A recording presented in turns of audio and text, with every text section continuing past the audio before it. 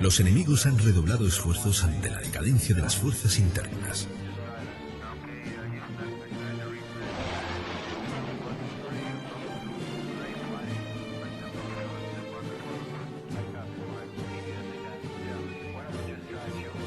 Nom Serviam. El grito satánico los identifica. Aprenda a reconocer los signos y el pensamiento real de las sectas protestantes, masones, New Age, sionismo internacional, liberales y comunistas. Nom Serviam.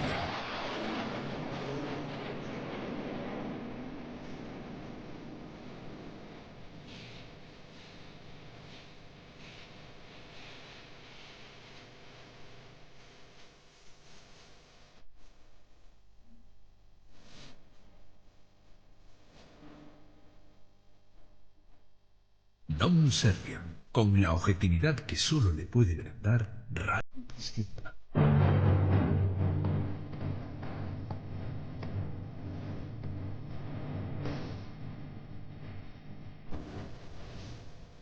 Bienvenidos en Non Serviam a una nueva emisión de El Católico Armado contra los ataques de los protestantes.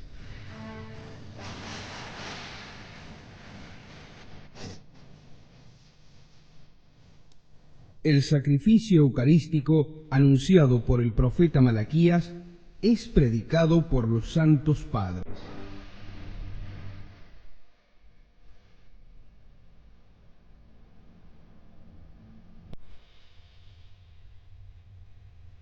En cuanto a los testimonios de algunos padres de los primeros siglos del cristianismo, aducidos ya antes, los cuales hablan de nuestro altar, recurre el señor Manocchi a la escapatoria del sentido figurativo.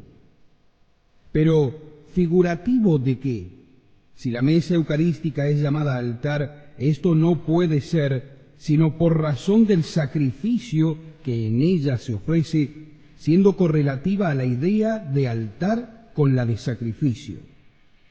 Por lo demás, aquellos mismos padres y muchos otros hablan expresamente del sacrificio que allí se ofrece. Esto puede verse en las expresiones que antes dedujimos. A estas podrían añadirse otras muchas, pero bastará alguna que otra. El filósofo mártir San Justino, que murió por el año del 163, en su diálogo con Trifón hebreo, en el capítulo 41, alude a la profecía de Malaquías, en la cual fue predicho el sacrificio de la Eucaristía. Cita las palabras del profeta a los hebreos: «Yo no os agradezco, ha dicho el Señor de los ejércitos, y no aceptaré sacrificio alguno de vuestras manos. Pero desde el oriente al poniente mi nombre será grande entre las gentes, y en todo lugar se ofrecerá a mi nombre perfume y víctima pura, porque mi nombre será grande entre las gentes, ha dicho el Señor. Pero vosotros lo profanáis», añade el mártir Justino. El profeta, desde entonces, predecía aquellos sacrificios que en todas partes se le ofrecen por nosotros, esto es, del pan de la Eucaristía, del cáliz también de la Eucaristía, añadiendo aún que su nombre es glorificado por nosotros, pero por vosotros profanado. Y el gran Ireneo, que murió en el año 202, en la obra contra las herejías, después de haber dicho que las citadas palabras del profeta Malaquías se refieren a las primicias del pan y del vino, consagradas en el cuerpo y sangre del Señor, que por todo el mundo ofrece la Iglesia, enseñada en esto por los apóstoles, los cuales recibieron para ello comisión del mismo Cristo, aduce las palabras de Malaquías y concluye: «Manifiestamente significa el profeta con estas palabras que el pueblo precedente, esto es, el hebreo, ha cesado de ofrecer sacrificios a Dios, mientras en todo lugar se le ofrece otro sacrificio inmaculado y su nombre es glorificado entre las gentes». Tertuliano también, que floreció desde el 195 al 230, Tertuliano, decíamos, en el libro de Velandis Virginibus, capítulo 9, escribe: no se permite a la mujer hablar en la iglesia, ni tampoco enseñar, bautizar, ofrecer el sacrificio, ni atribuirse cualquier otro oficio, no sólo sacerdotal, ni aún viril. Palabras donde se ve claramente que el sacrificio cristiano propiamente dicho no son las meras oraciones y el corazón puro, para ofrecer los cuales todo cristiano, hombre o mujer, es en sentido lato llamado sacerdote, sino que es un sacrificio real, el cual corresponde un verdadero y determinado sacerdocio.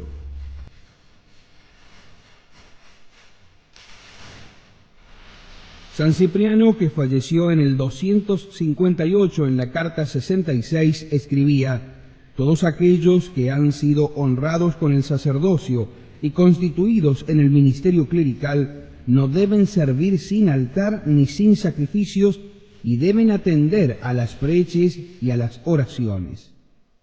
Y en la obra de Unitate Ecclesiae, reprendiendo ásperamente a los herejes que, rebeldes a la autoridad de la Iglesia, se empeñan en edificar altar contra altar, dice, entre otras cosas, lo siguiente: ¿puede estar con Cristo el que obra contra los sacerdotes de Cristo, que se separa de la compañía de su clero y de su pueblo?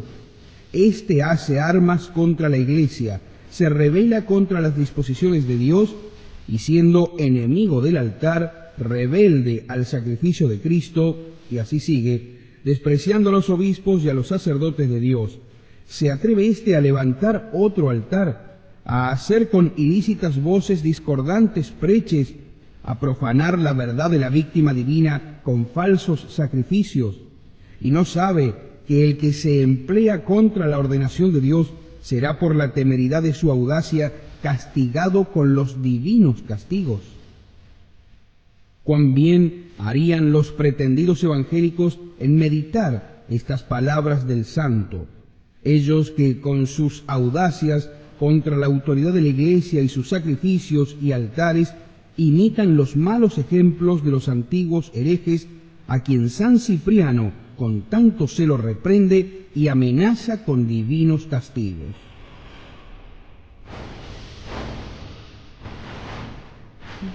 San Agustín, que floreció entre los años 386 y 430 en la obra de Civitate Dei, libro 17, número 20, hablando de la misa, dice: este sacrificio sucedió a todos los sacrificios del Antiguo Testamento, que eran inmolados como sombra del futuro.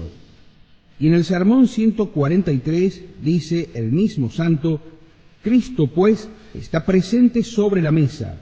Cristo mismo es allí inmolado. Cristo es allí recibido en su cuerpo y en su sangre. San Juan Crisóstomo, muerto en el año 407, en la homilía in Hebreos número 3, dice: ¿acaso nosotros no ofrecemos el sacrificio todos los días? Ofrecemos y traemos a la memoria su muerte, la de Jesús. Nuestro pontífice es el que ofreció aquella hostia que nos lava. También nosotros ofrecemos aquella víctima que entonces fue ofrecida, la cual no puede ser consumada. Lo mismo se encuentra en todas las liturgias. Sirva de ejemplo lo que en la liturgia ambrosiana se lee en el Jueves Santo. ¿Por qué desesperamos de tu misericordia nosotros, que hemos recibido un don grande, cual es el de merecer ofrecerte una tal víctima, esto es, el cuerpo y la sangre de nuestro Señor Jesucristo? Pero estos testimonios son más que suficientes para convencer a todo aquel que no quiera obstinarse en el error. El mismo Juan Ernesto Grave, hombre eruditísimo entre los protestantes, en su obra Ad Ireneo, capítulo 4, 17, escribiendo sobre la doctrina defendida por los católicos romanos respecto del sacrificio eucarístico, dice así: por lo demás, esta doctrina no es de una sola iglesia o de algún doctor particular solamente, sino que ha sido la doctrina y la práctica de la Iglesia universal. La Iglesia la ha recibido de los apóstoles, los apóstoles de Cristo.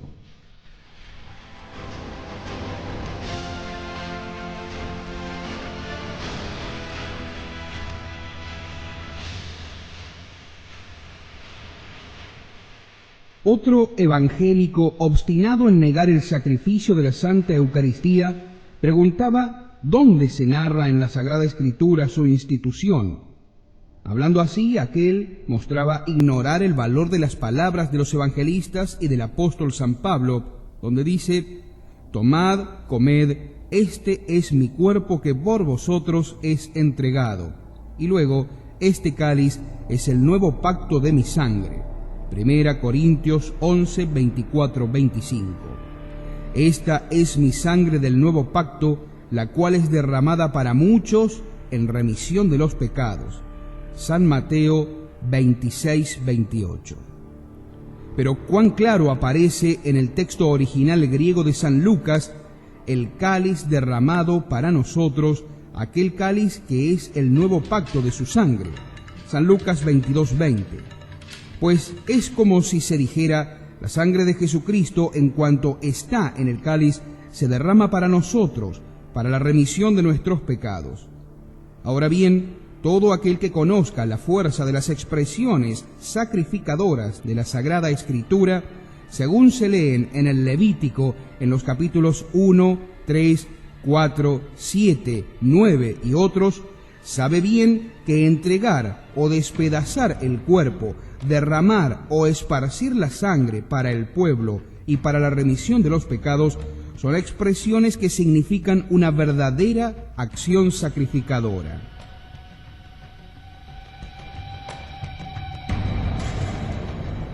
Si pues dice la Escritura que en la Santa Cena el cuerpo de Cristo es entregado para nosotros, que su sangre, en cuanto está en el cáliz, es derramada para nosotros, para la remisión de nuestros pecados, ¿quién se atreverá a decir que en la Sagrada Escritura no se encuentra expresa la institución del sacrificio eucarístico?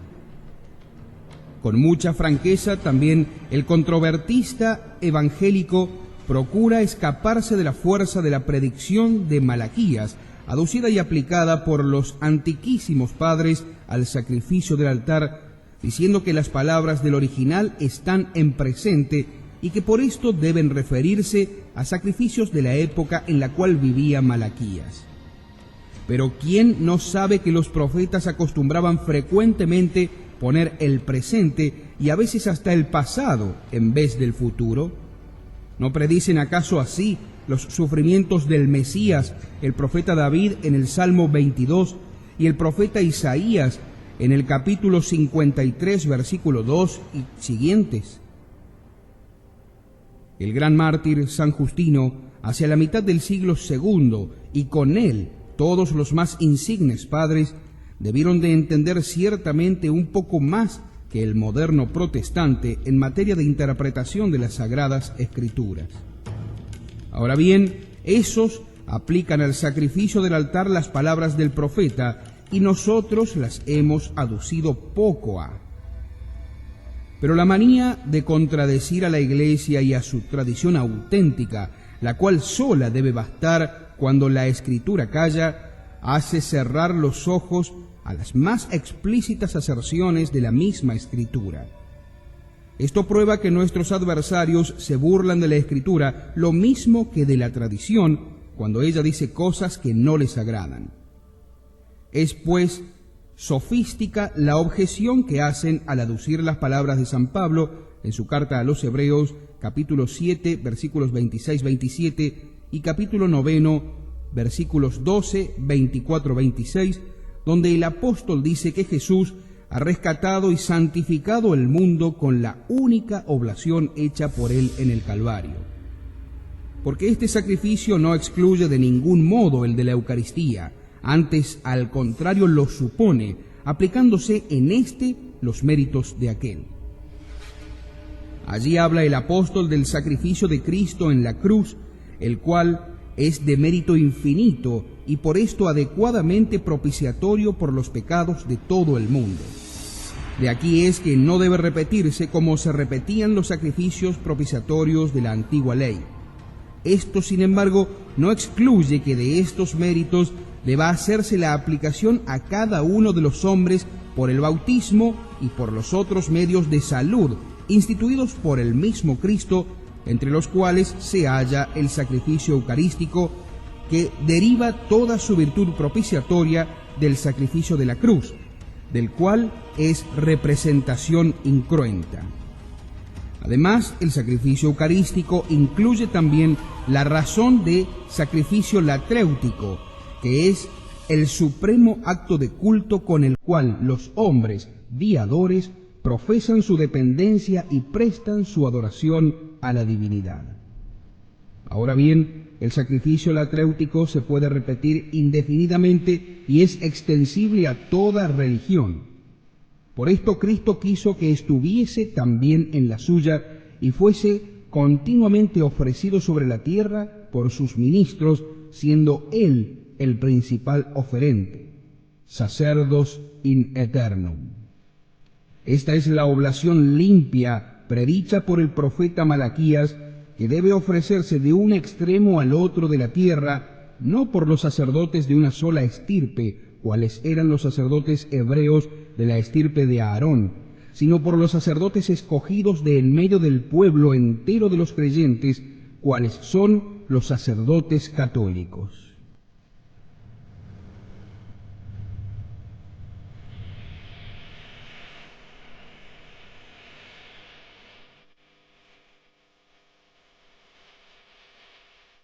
Vengamos a ver ahora la real presencia del cuerpo y sangre de Cristo y por concomitancia de todo Cristo Dios y hombre en la Santa Eucaristía.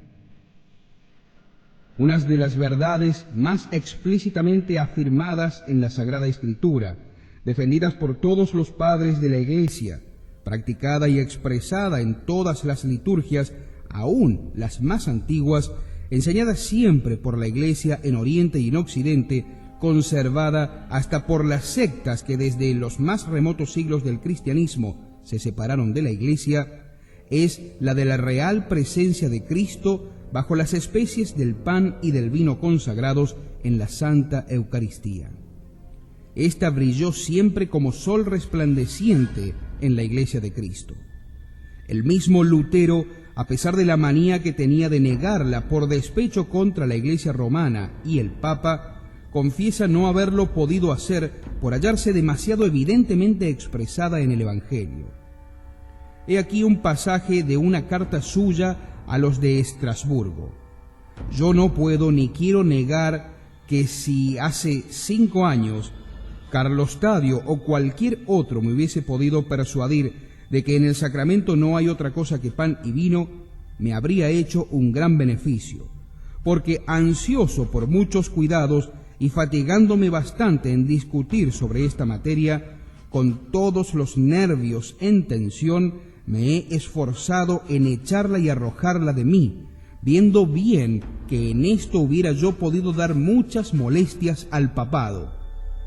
Pero yo me veo preso, no me queda ninguna escapatoria, pues el texto del Evangelio es demasiado claro y manifiesto para que se pueda fácilmente trastornar. De aquí que todos los protestantes se atreven a negar la real presencia de Cristo en la Eucaristía. Los ritualistas, los puseístas y los luteranos puros la admiten, si bien yerran acerca del modo con que Cristo está en ella presente.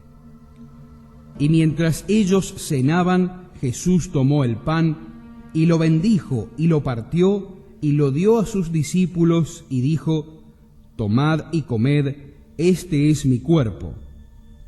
Y tomado el cáliz dio gracias y se lo dio a ellos, diciendo: Bebed de este todos, porque esta es mi sangre del Nuevo Testamento, la cual será derramada para muchos para la remisión de los pecados. San Mateos 26, 26, 28. Y mientras ellos comían, Jesús tomó el pan, y habiéndolo bendecido lo partió y lo dio a ellos, y dijo: Tomad, este es mi cuerpo. Y tomado el cáliz, dio gracias, lo dio a ellos, y todos bebieron de él, y les dijo: Esta es mi sangre del Nuevo Testamento, la cual será derramada para muchos. San Marcos 14, 22, 24. Y tomado el pan, dio gracias y lo partió y dio a sus discípulos, diciendo: Este es mi cuerpo, el cual es dado por vosotros. Haced esto en memoria de mí. Asimismo también el cáliz, terminada que fue la cena, diciendo: Este cáliz es el Nuevo Testamento en mi sangre, la cual para vosotros se derramará. San Lucas 12, 19, 20. Porque yo aprendí del Señor lo que ya os tengo enseñado, que el Señor Jesús en aquella noche en que era entregado, tomó el pan y dadas las gracias lo partió y dijo: Tomad y comed, este es mi cuerpo, el cual será dado a la muerte por vosotros. Haced esto en memoria de mí. Asimismo también el cáliz, después de haber cenado, diciendo: Este cáliz es el Nuevo Testamento en mi sangre. Haced esto todas las veces que lo bebiereis en memoria de mí. Porque todas las veces que comiereis este pan y bebiereis este cáliz, anunciaréis la muerte del Señor hasta tanto que Él venga. Por lo cual, cualquiera que coma este pan y beba el cáliz del Señor indignamente, sea reo del cuerpo y de la sangre del Señor. Por esto, pruébese a sí mismo el hombre, y así coma de aquel pan y beba de aquel cáliz.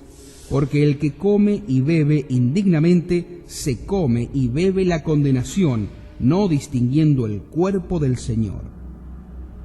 San Pablo, primera carta a los Corintios, capítulo 11, versículos 23 al 29.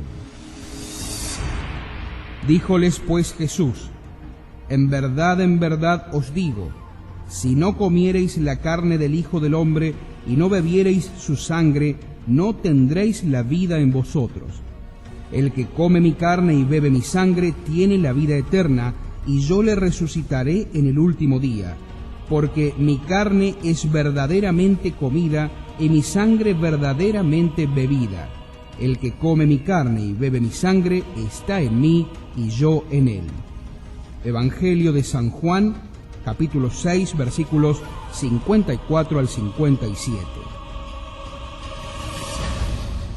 Las palabras empleadas por la Sagrada Escritura son tan sencillas, claras y expresivas que, considerado el infinito poder de Cristo que las profirió, el modo con que los evangelistas y el apóstol San Pablo nos la refieren, las penas con que el mismo apóstol amenaza a aquellos que, recibiendo indignamente este manjar, profanan el mismo cuerpo y sangre del Señor, no puede dudarse de que estas palabras deben entenderse como suenan.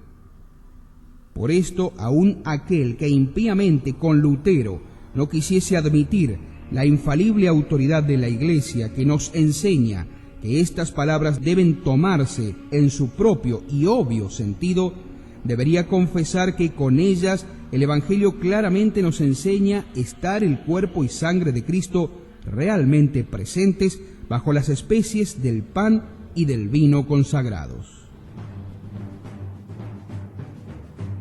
Los enemigos han redoblado esfuerzos ante la decadencia de las fuerzas internas. Non serviam. El grito satánico los identifica. Aprenda a reconocer los signos y el pensamiento real de las sectas protestantes, masones, New Age, sionismo internacional, liberales y comunistas. Non serviam. Un tema que solo nos animamos a hablar aquí, en Radio Cristiandad, con la seguridad que solo otorga estar en la verdad.